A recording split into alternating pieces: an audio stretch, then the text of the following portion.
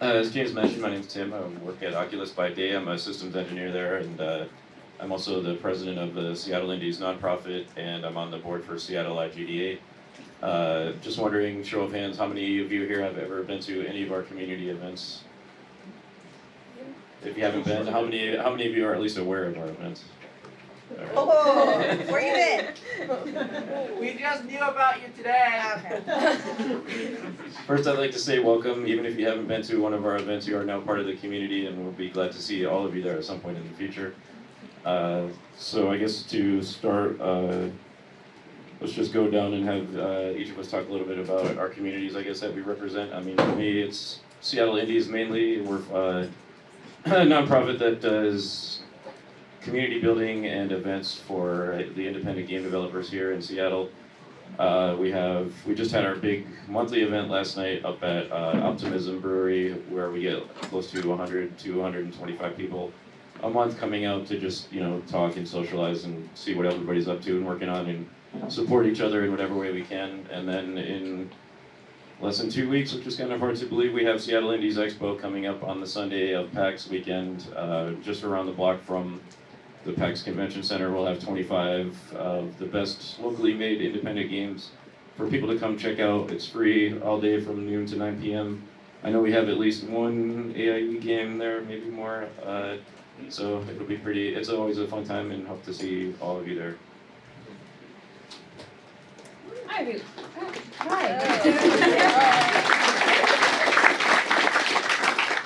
Hi everyone. My name is Suni, and I am the manager, or one of the managers at University of Washington's Commotion Labs, which is a co-working space and incubator for different types of startups.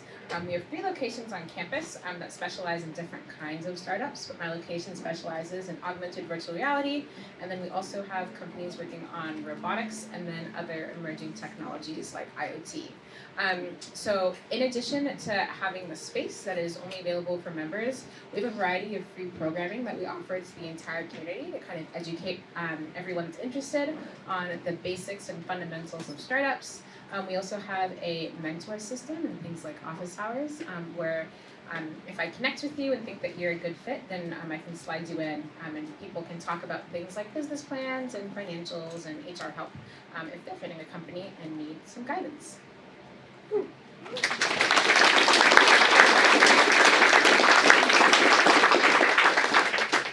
So I'm Sarah, and in my day life, I'm a 3D game art generalist at Spryfox. And in my not day job life, I run the Seattle Indies. I'm a board member on the Seattle Indies community recently with Tim, so I've been doing a lot of work with the Seattle Indies Expo as well. And then Cami and myself and Liz also work on the Diversity Collective. The Seattle Indies community is really a pretty large community, and so we kind of create smaller pockets of safe spaces within the community to help people get to know other people in the community, find mentorship, guidance, or be sustainable in their career and find support. Our next event is on September 26th, which is not online yet, but I might as well say it. So I hope that some of you are able to come, and that's actually at Commotion, so you might see Zuni as well. Yeah.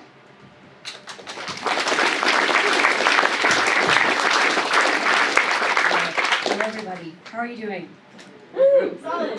Solid, yay! My name is Eva. I am one of the organizers, along with Suni, for the Seattle VR and AR community. I actually recognize some of you, so if you've been to a Seattle VR AR meetup or hackathon or whatever, raise your hand. Awesome, thank you. How many of you have heard of the Seattle VR AR community? All right, same thing. Y'all need to go to Seattle Indies, Seattle VR. I'm sure we'll be sharing links after. You can find us on the interwebs. Yeah, so I've really just kind of fallen in love with community and wasn't really exposed to it in school. And so Seattle VR is one of those things. And then I also work with a venture fund that invests in female founders in the VR and AR space. So if you know of anyone that wants to start a company or is doing cool stuff in VR and AR and wants to connect with some really cool women in the industry, let me know. Thank you.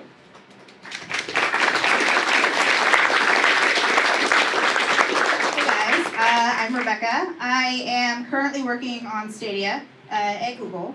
I am part of the Latinos in Tech community here in Seattle. We just led and organized our first hackathon. Besides that, I am also part of the video team for Geek Girl Con. So I get to do some little animations here and there, video editing, and I'm also part of the Diversity Collective. I reached out to Sarah and Tim about mentoring for the hackathon and asking questions about how to do it, because they gave me the go-ahead and that's what I wanted to do. So anything involving Latinos, AR, VR, 3D art is my jam, and you probably see me around. I recognize some of you from the hackathon, so it's good to see you guys out here.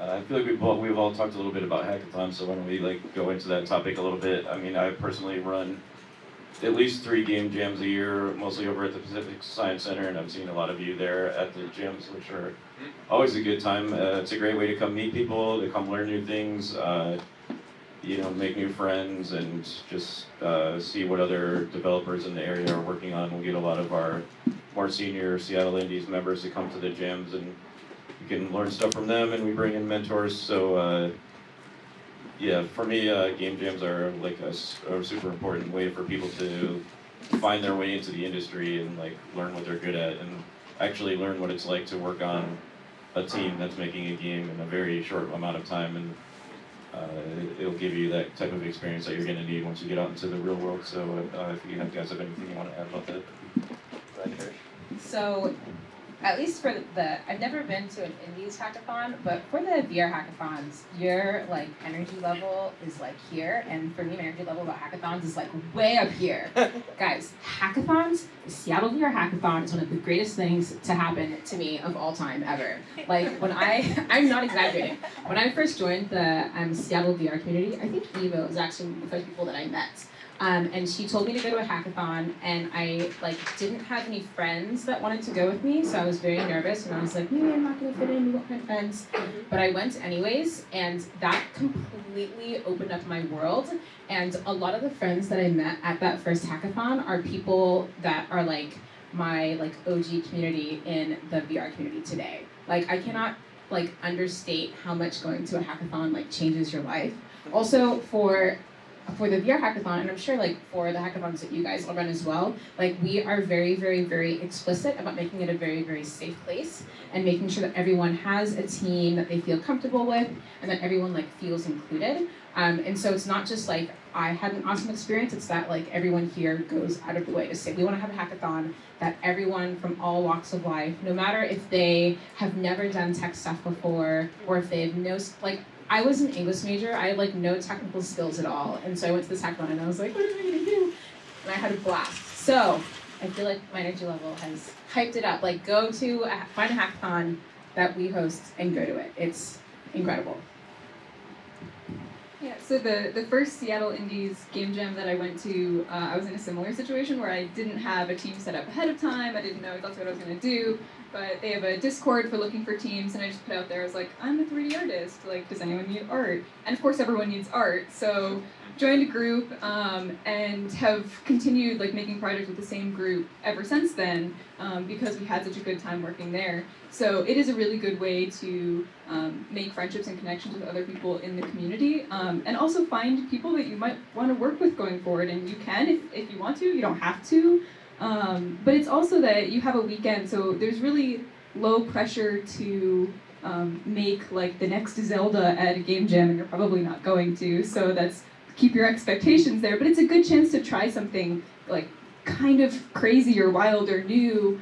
Without any of the risk involved. If it doesn't go well, it was a weekend and it's okay. And you learned a bunch of stuff out of it and met a bunch of new people. So yeah, it's just a good opportunity to try new things and see what comes out of it. I like that a lot. The risk it, just YOLO, you can do whatever you want. It's the weekend, it's for fun, there's no pressure, there's no one expecting you to do certain things, you get to explore, and that's why I also love hackathons. And I love that Suni was like, it changed my life, because I really do feel like my first VR hackathon changed my life as well, even though I didn't want to go to it, because, so pretty much like, okay, I'm trying to remember, it was September 2016, and I had graduated college in 2015. Okay, 2015. I didn't know what I wanted to do. Felt pretty lost. Was kind of in the web design space for a while. And then I met a friend who knew a little bit about VR. Had the connections to the VR fam, which was very small at the time in Seattle. I think the meetups had about like 30, anywhere from like 15 to 30 people per meetup, and now they're usually around 80 to 100 people. To give you an idea of how it's changed. And he encouraged me to go to the hackathon, and I was like, no, that sounds scary. I don't know anything about code. I've never even used a VR headset or touched a VR headset. And I thought, like, I honestly thought everyone was going to look like this on this poster, like with this, like, helmet on. I was like, what am I going to see? What am I going to witness? So I was scared. I was very scared. But this friend was very persuasive. Thank you, friend. And so I went, and as I actually got there early, and I got to talking to one of the organizers named Trond, who is also, he leads up a lot of the Seattle VR initiatives. And he was setting up the HTC Vive. Does anyone know what that is? Okay. Yep, cool, sweet. So, but it was like the old school, like early HTC Vive. And he asked me to help him set it up while we were talking. And I was like, okay, this is fine. Just freaking out a little bit because I didn't know what to do. But then we just got to talking, and he showed me how to do it, and that was my first actual access to VR hardware. So I think another thing about hackathons is the actual access that you get to playing with hardware, seeing hardware, trying it. Because let's not lie, VR equipment can be really expensive. You have to have a nice machine. It's getting better, but if you want to get access to things and play around with it, like hackathons are the way to do it. And of course, the people are like, yeah, same with you, Suni. Like, I am very close friends with many of the people that I met at the first hackathon, and they accepted me even though I was a noob. So talk to me or talk to us if you feel like you're a little nervous to go, because I was totally nervous too, but I really think it's worth the leap. Okay, so the very first hackathon or game jam that I went to was the Global Game Jam. Woo! I went by myself. Now, there are not a lot of people that look like me in the game industry, let alone in art. And I've been told, I've been in this industry for about 4 years at this point, so nowhere near a veteran, but I've been told that we don't hire a bunch of Latinos because, people don't apply. So when I organized the hackathon, I was able to get 30 Latinx developers to come. 30 Latinx developers. When people tell me that we don't exist in that space. And when I went to the Global Game Jam, going by myself, I too did not have a team, and it felt like everybody already knew each other, but people were very welcoming. And Tim and his team always make sure that it is that safe space, but safe in the fact that you don't necessarily have to be the absolute expert in your field, and you get to play. You get to, if you're a 3D artist, if you want to do UI, UX, you can do UI, UX. Or if you're mostly in production but you've wanted a hand at art, then you can do that too. And the best part about it is that weekend you get, if you fail, you fail. But you get to actually get the chance to see what you're made of, and if you have a playable game at the end, that is one of the best feelings in the world.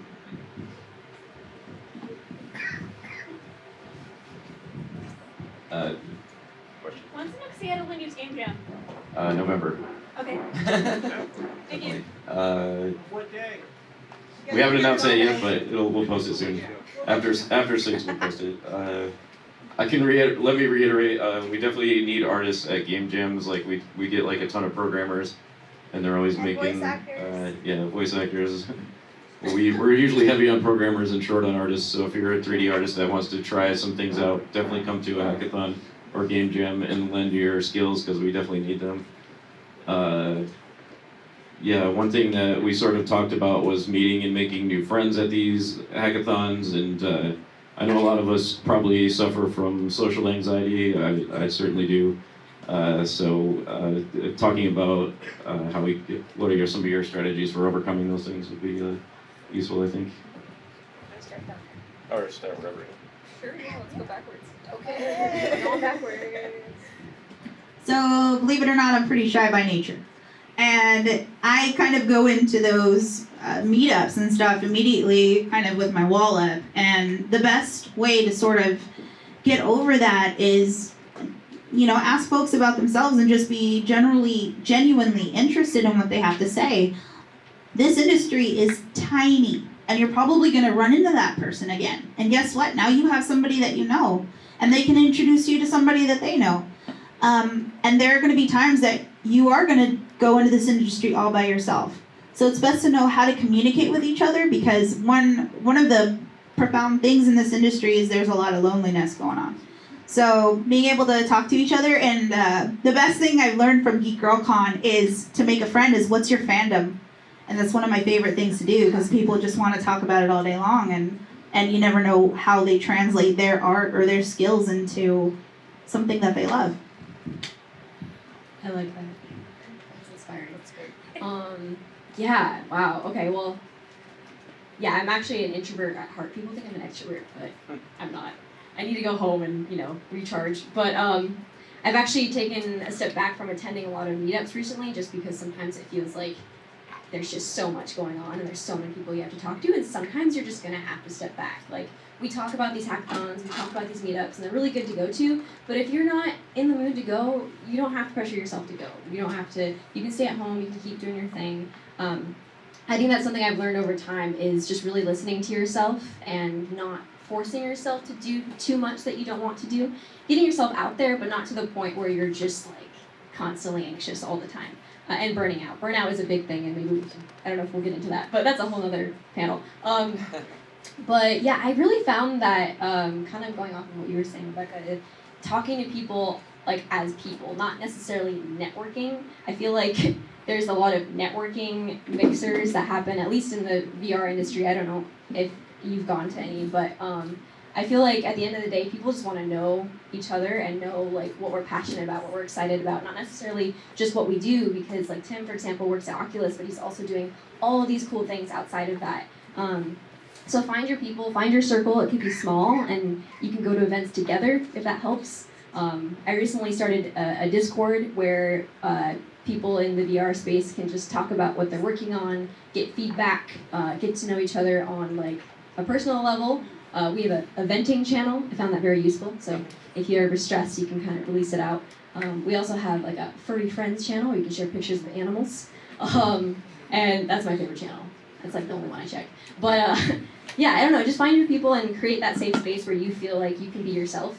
And don't feel pressured to change because of what the industry is telling you to do. Because I think that's what causes me the most anxiety, is like, you have to go, you have to be this person, you have to, act a certain way to be accepted, and don't. Just stay yourselves and find the people that appreciate you for who you are. I think on that note, I think we shouldn't separate like networking from making friends. In my mind, they're kind of one and the same. That you're talking to people and you're getting to know people, and yeah, they might be like a connection for you later on. That like, you might end up working at the same studio later on. But generally, you're just making a friend, and I think it helps to just approach it like that and not get caught up on what this person means to your career or something kind of weird like that. And if you are nervous going to events, sometimes it helps to go with a small group of people, and then kind of have the plan to go together and then disperse and meet new people, so that if you need to go back to a familiar face, you have some people in the crowd that you can go and find if you need to go hang out with a friend or you're getting stressed out. And that way you're also still like broadening your circle and getting to know other people and not just staying within people that you know if you're there to meet other people in the community. And that's something that like Diversity Collective or Squid, the Seattle Queer Indie Devs, can help out with too. That like if you go and you've gone to a Diversity Collective event and you recognize like myself or Cami or somebody else from Diversity Collective there, like you can always come up and say hi to me if you want to like talk to somebody that you've seen before. or I'm just a familiar face in the crowd. Like I'm always kind of open to new people coming into a circle that I'm in. I think at networking events, breaking into an existing circle that looks like it's already a circle can be kind of intimidating. So sometimes you just have to kind of go in and like if there's someone you recognize, if I'm there, just say like, hi, I'm this person. I saw you at AIE or I saw you at Diversity Collective, and like you're always welcome in. And I think a lot of people in the Seattle Indies feel that way too. That like we're all kind of talking in circles, but you have to get over the initial, like, just jump in and introduce yourself and say who you are and start asking questions and start talking. And I think, does anyone know what impostor syndrome is? Oh yeah. Yeah. My people. So, yeah, literally right now. So, for those of you who don't know, impostor syndrome is when you maybe like are entering into a field and you like start to learn something and then you realize that there's so much that you don't know, and then when you go to networking events or when people like ask you to talk on panels or when people like look to you for advice, you're like, I can't possibly do that, like I am an intruder. And then it's like spirals into this like negativity where you're like, I can't do that, like I don't know, talking about everything is terrible. And I think, well, by the show of hands, a lot of people struggle with imposter syndrome. I think I struggle. Do any of you? I think everyone here. We all struggle with it. And so I think like two things to remember is that if you ever are going to a meetup and you're like, what do I know? Like I'm a fraud, whatever. Just like to remember that like everyone struggles with that. Even I've heard stories about like CEOs of like very successful companies like struggle with it frequently. And then also the second thing to remember, at least for me, so I'm very extroverted, but since I struggle with imposter syndrome, I have a harder time going to meetups. And something that I remember when I'm like on the bus on the way there is like everyone there is at a meetup to meet up. That's like literally the name of the event. And so I'm like allowed to go up to people and just like introduce myself and say like, hi, like what are you working on? Or like whatever it is, like people come to the events with the expectation that you're going to talk to strangers. And also, since the VR community is so small, if you meet people that like are rude or brush you off, like remember that person, and then just keep that in the back of your head. And I've had for sure a couple of people that I've met that were like incredibly rude to me, that then came back into commotion, like looking to meet whoever, and were very friendly to me. Like when I was at the front desk, and I was like, I remember you. So, just like remember, the community is small. People probably aren't going to be mean because it doesn't behoove them to be mean. But also, if they are, remember. Right. Yeah, my first Seattle Indies meetup was about 5-ish years ago, and I didn't know a single person there. And I was super nervous and didn't know what to expect, but just met a bunch of accepting people that were kind of in similar situations, and just was open about myself and my story about why I got into the industry and what I love about it. And that's a really good way to connect because we all have like a story about what got us into what we're doing. And another good icebreaker, like Rebecca mentioned, is just to ask people what games they're playing, because we also all play video games, so that's a easy opener for people that I find when I don't know somebody and I want to just start a conversation with them. Another way to get involved is to volunteer at our events.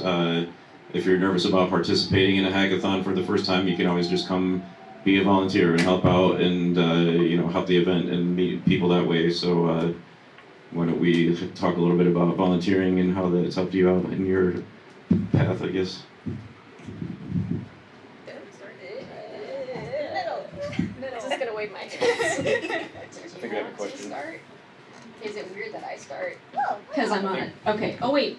Should we take the question? Yeah, I see a hand. How do you get into the industry? How do you get your foot in the door? I think the volunteering thing will help. Yeah. Yeah. Okay. Well, yeah. Let's talk about volunteering first, and then we can follow up on that. Yeah. Volunteering is a great way to get involved. You can reach out to any of us.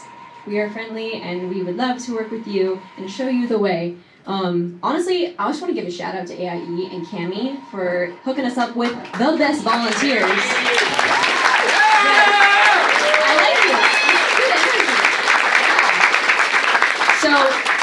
best volunteers, actually the best volunteers, at the Seattle VR meetups have been AIE students. And it's really cool to see their first time coming to the meetup. They might be a little scared, as we all are, right?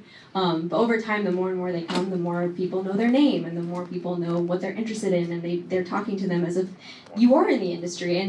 And I really think that's what it is just feeling like you can connect with people that are in the industry, and that's volunteering is a great way to do that because you're helping people, and they're going to want to help you again sometime in the future. So yeah, definitely like that is one of the top things I would recommend for getting in. Okay, so how? When I found Latinos in Tech, I literally had to Google it to see if there was a group here named that. So a lot of the times I look on Eventbrite or Facebook groups, and a lot of it also comes from being absolutely shameless in the fact that I want to participate in it. So if there is an interest of yours, D&D or indie games, or even a lot of bigger studios will have talks. I looked up a group, a Blender group. I don't know anything about Blender, but I wanted to see what was going on with it. I just ended up going to an event that they had there at the art school in Fremont and Ballard. So a lot of the times you have to do the research yourself and look it up and look where to go, or ask around in your community or your friends if they're participating in something that you want to do, and ask. A lot of the times they'll provide some sort of email for you to email and say, hey, is there room for me here? And most of the time people are desperate for volunteers. So if you don't ask, the answer is always no. Just drop the mic. Please don't break my eardrums.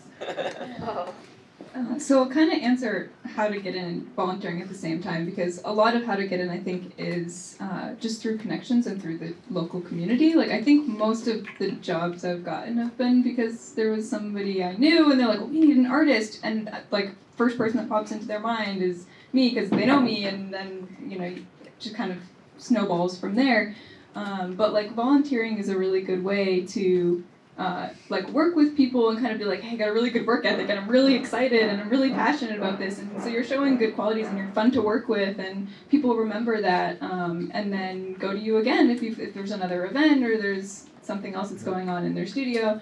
I think one of the things, probably the biggest thing not to do is if you're at an event or a community meetup, and you go up to somebody and you're just like, I need to get into the industry, how do I do this? It's kind of an immediate blocker because the people that you're talking to are like, I don't know, I want to help you. Like, and then I've gotten that question a lot too. That's like, hey, can you get me a job at the studio you're working for? And it's like, I don't know who you are. So part of it is just like, it's just making friends and then like developing relationships with those people. And then they kind of like, you've developed a relationship already. And so they're like, oh, well, I know you. And so I know what you're into. And you came to my mind when I saw this job opening here, and that can kind of help bring up other stuff as well. A lot of the random tiny contract jobs that I've gotten, not related to promotion, have actually been because of volunteering. Especially in the first year when I was in the community, I would volunteer at every VR thing that came across my desk, literally everything. And I think that's how a lot of people in the community actually met me, was through one of the random volunteer things. But then also oftentimes people that are people that hire frequently, or people that are doing other tiny contract jobs go to those events, and then they see me being like, hi, welcome, can I get your name tag on you? And then we'll see that friendly face, and then when they see me frequently enough, they're like, okay, she's at events enough to have good work ethic, so maybe I'll tap her for this tiny contract job. So I've gotten the opportunity to fly to West Virginia and help out with a tiny conference, and I've been to South by Southwest to help out with the VR zone there, and I helped out with the Seattle International Film Festival, and all of the people that hired me to do those things met me through something that I was working for free at, just being a friendly, open face. So if you, I know it's hard because you guys are all students and are working for 16 hours a day, but if you have time, really do try and go to events and volunteer, because I think that's the easiest for people to see you. and decide if they want to hire you. Yeah, volunteering definitely gives you good access to people that could be in a position to help you out for down the road. You'll meet people, like Cami or like people that run Pacific Science Center or any of the other venues that we have events at that might be looking for people to help them do events like you were volunteering for in the future, but getting to actually do paid work for that. And then also volunteering at the events like the ones that we host, I feel like a lot of people, when they are looking for someone to hire, will come to us and be like, hey, I'm looking for like a random programmer, or like I'm looking for an artist for like a 3D, or like for a 3-month contract. Like, do you have anyone? Like, I get people that ask me that like at least twice a month. And the first people I always say are my volunteers. So like, these 3 people volunteer at these events, like go talk to them. Because I also like want to look out for my volunteers and be like, you've given me so much of your time, so I want to hook you up with something awesome. Yeah, I think the hard thing with that is that like I'm not a recruiter, so that's not like actively what I'm doing. But in doing work with the community, like we have our Diversity Collective Discord, and we have a like paid job channel, and so we'll post stuff that pops up there. The Seattle Indies Discord has the same thing. So as we hear from stuff, we'll kind of drop it in there, and I've gotten work through that before. But yeah.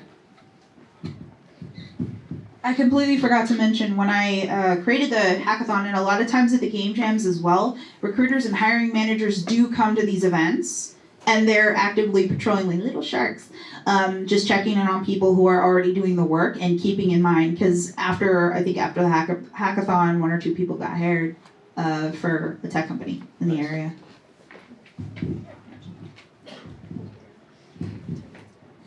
Yeah, not to keep going back to game jams or hackathons, but that's usually the way that I tell people like that are interested in getting into the industry is to go to one and just try and make something, find out what you're good at, find out maybe what you need to improve on, and you'll just meet people, and sometimes you'll find a team and start making something for real out of a game jam. I mean, it's like really the best way to just jump in and get your feet wet and get a start in the industry, I guess.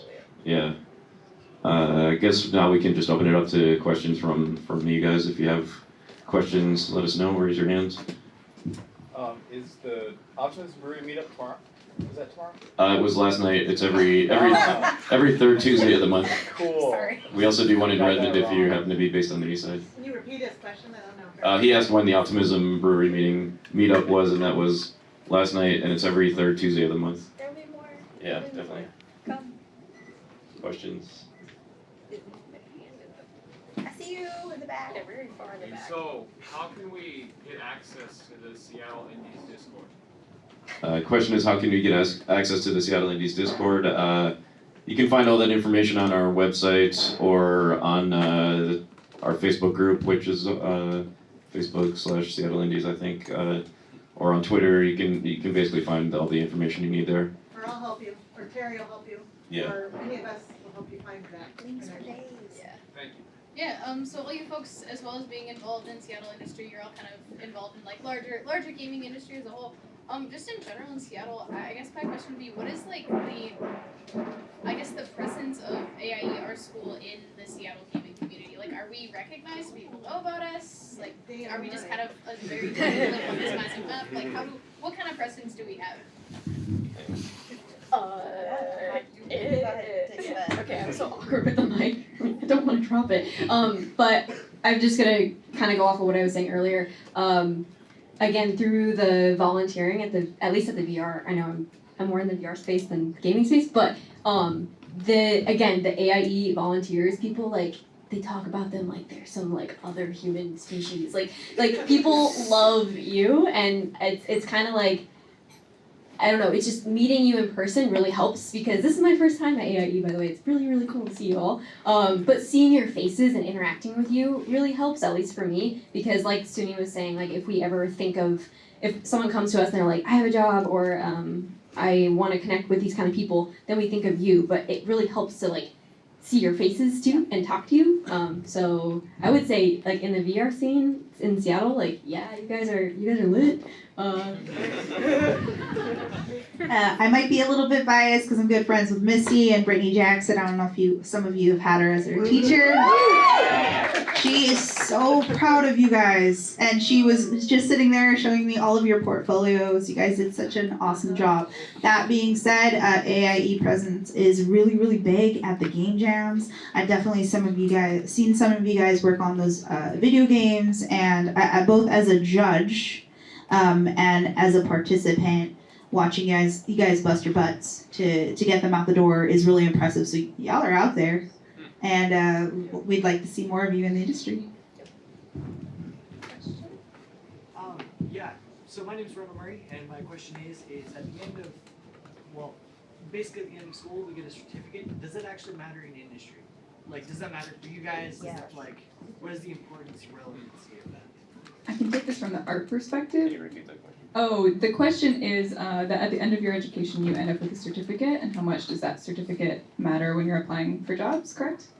From the art perspective, the most important thing, if we're just looking at a portfolio online, is your portfolio.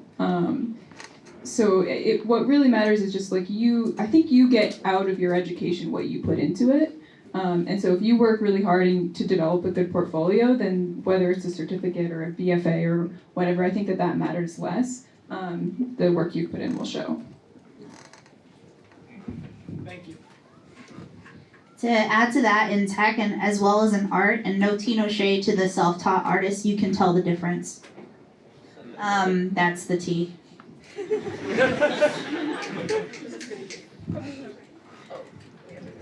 Hi, so I'm Zan, I know some of you. Back to Impostor Syndrome. When it hits, because it is going to hit, it's going to hit hard, what are your personal methods for telling it to back off? Because, like, you have to be able to, you can't just let it simmer away at you and then you never go to the meeting with that autism brewery. I'm a victim of this. I should have told you that was happening. Okay, thank you. How do you tell it to back off? For me, I remind myself that it's fake news. But actually, it's not real. And the fact that I have imposter syndrome anyways, like to get imposter syndrome in the first place, you have to know enough about an industry to then realize there's so much that you don't know. And so the fact that you've hit imposter syndrome means, okay, I know some amount of whatever it is, and that's okay. And also I remind myself that it's never inadequate to be where you are in a certain moment. The only thing that's inadequate is ceasing to learn and improve. And that's okay. I'm just where I am on this path.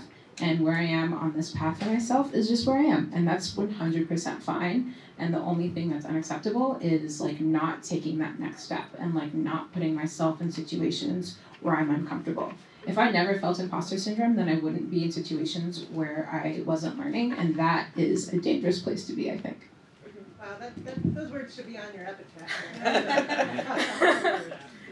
Yeah, I was going to say kind of along similar lines that there's something really beneficial about imposter syndrome, which means that you're recognizing the areas that you want to grow in and then moving in that direction. So I think it feels kind of bad because you're recognizing some flaws and you're I have to be perfect, but you don't. It just means that there are areas where you can go and you have a growth mindset. And a lot of studios actually look for the growth mindset that you're continuously learning. And there's also there's something sort of innately human about always trying to look for the next thing and look to grow, look to be do more. So I think that it's just kind of natural. And I think once you realize that a lot of people feel the same way. And it's just kind of how we grow. Then you can kind of accept it and be okay with it. And then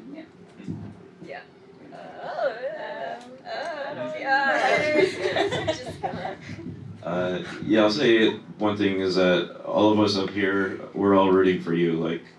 we're doing these events because like we want you to come. We're not putting it on just because we want like our friends to be there, because we want like the cool people to be there. I mean, we want everybody there, and like if you're there and you keep coming and keep talking to people, you'll just find out that they're just like you, and that'll help you get over it too, I think. Thank you all so much, friends. I just want to quickly echo that. Like, if I was hosting an event and like everyone here showed up, I would be like, "This is the best event of all time. I did it. I made it finally. Please come." Okay, promise I saw another question. There are going to be points where you don't know something, and that is okay. It is okay to not know every single answer to every single thing, but it is then up to you to find out what it is if it's imperative to your job. But it doesn't make you stupid if you don't know immediately the answer to something. Thank you.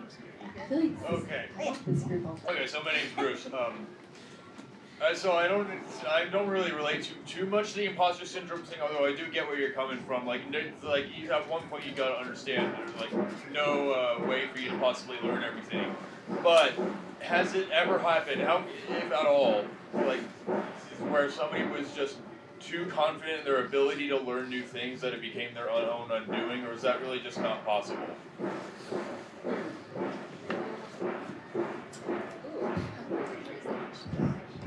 So the question was, have you ever met someone that was like too confident in their abilities and it became their undoing? No, their ability to learn particularly. Ooh. Okay. So have you ever met someone that was too confident and it impeded their ability to learn something? No. I think that, so there's like two different answers to that question. I think that it's okay to be confident in your ability to learn something because that's what makes you want to learn it. I think what is tricky sometimes is people that say, yes, I know how to do something, and they don't know how to do it, so they're hired for a job, and it's clear they don't have the skills, and they're holding their team back. And I've met people that were dismissed because they lied on the resume or like talked themselves up and then didn't actually have the skills. And then I also think there's people that say, yeah, sure, it's easy. I can like learn it in 2 months or whatever, and it like takes you like way longer. So like overestimating like their capability to learn something quickly. Just like be honest. Basically, what it comes down to is be honest with yourself, with people that you're talking to. Be honest in your capabilities. Thanks. I just want to quickly say that we should all embrace those gifts that say like, I don't know what I'm doing, or I have no idea what I'm doing. Like, you know, when the dog's floating in space and they're like, why am I in space? Like, that's honestly like something I think, especially in VR, dude, things are changing every freaking day. A new tool comes out, or a new new piece of hardware comes out, and you're just constantly learning. You just have to accept that you will be learning. And it's okay to not know, but really just focus on what makes you passionate, and I think that's what helps me at least not get as distracted and feel overwhelmed like, I can't learn all these things, but that's okay because I'm going to focus on this one thing. So it's okay to not know what you're doing because even the big CEOs don't know either. That is very true. To add to that, I want to call myself out a little bit. So when I was in school, I really loved doing 3D character art, but the teachers told me that 3D environment art was where it was at, but it wasn't where my heart was at. That being said, two of the extremes can be very bad. Somebody who has one specialization and they refuse to do anything else, and the other person who doesn't have a focus. And it's kind of up to you to find out where that balance is, but I don't think there's any shame in learning as much as you can or want to, without boundaries, but ultimately having a focus really helps rather than inhibits. How much time do we have left? We have a lot of questions, so we should, I guess. Yeah. I don't know whose hand went up first. Do you have your hand up over here? Go front, and then there's those two. So, yeah. Okay. So you talked about what you look for hiring artists. What types of things do you look for hiring like programmers? Like, is there specific things in a resume you'd like to see, or like certain certifications that you want to see? Okay, so the question is about hiring programmers. What do you look for? Tim? Do you want to? Because you do the thing. You do that. That's a tough question, I guess. I mean, I'm not necessarily a programmer myself, but a lot of times you're gonna have to do like whiteboard interviews where you're gonna have to code something. I'm not real sure about game programming. I haven't really been through like an interview for that type of thing, but. Yeah. I don't know if any of us have a question, but if you have a business card or an email, I can connect you with someone that can answer that question for you. Way better than probably any of us. And we will be hosting more things that'll talk about that. This topic will be covered many times in the next 2 years.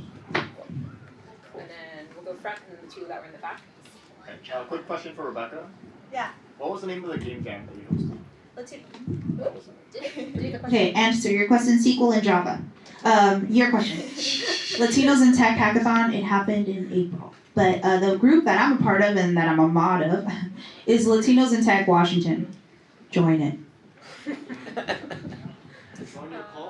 And then there were two that were in the back, somewhere in the middle here. Yes. Yeah, that's true. Go ahead. So, Random again. My question is with the internet, it's really easy to find yourself getting distracted and sidetracked. How do you guys tend to reorganize yourself, reorient? I would be a great person to answer that. Okay. That's fine. So the question was, how do you keep yourself focused when you're on the internet, pretty much? Because, yeah. I mean, I'm not going to pretend that I have the answer. I've definitely been experimenting, you could say. With experimentation comes failure and success. So, learning every day. I have found that, okay, social media. We kind of talked about this briefly earlier. I'm on social media a lot because I do that, and that makes it really hard to focus when you see that the world is dying and burning, but then you're trying to focus on what you're trying to focus on. So I've actually kind of started curating resources and communities that I only want to focus on during the workday or when I'm trying to focus. An example is I have like a list on Twitter of people that really inspire me, that really make me feel good. It also includes like a bunch of red panda pictures because I love red pandas.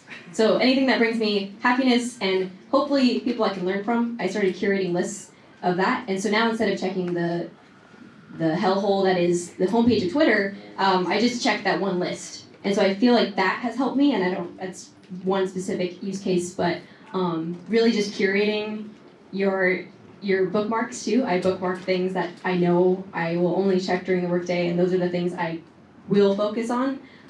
It's hard, but you just really gotta discipline yourself, and it's okay to occasionally go check out things that you want to indulge in, like gifts, and there are many things I follow on Instagram, as Rebecca probably knows. But yeah, I think just start by curating, like think about like what are the things that will help me learn, that will inspire me too, and then just curate it so that you only see that stuff. Yeah, as we're right at the end of it, any final thoughts from the panel? Can we kind of transition into that? Really quick. I want to give you guys a chance to wrap up. Yeah. Really quick, use your social media intentionally and log off when you can. If that means an hour of last podcast on the left and playing Minecraft, then that's what it is. Words of wisdom.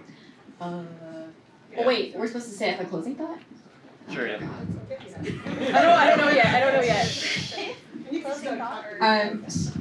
To answer that last question, something that I do is when you are focusing, it's like a talent, like a muscle, I think, that you have to build up. And so for me, I will like set a timer to be like, okay, 30 minutes, I will work on this paper, and then after that 30 minutes, I can go on Facebook. So I'm like building myself up, as opposed to being like, oh, I've checked Facebook, I'm the failure, I'm gonna not do my homework today. That's, yeah. Yeah, so thanks everybody. One thing, Sarah, you have something exciting happening from your game studio. Oh, this week, God. right? Yeah. We're launching a game tomorrow.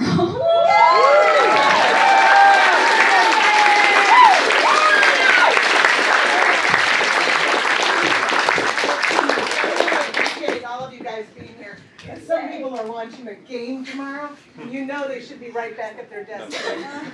Finishing up. It's It's all done, right? It's okay. Anyway, thanks you guys for being here. Yeah. Thank you. Yeah. Thank you, Kenny. Thanks, everybody. Give him a hand.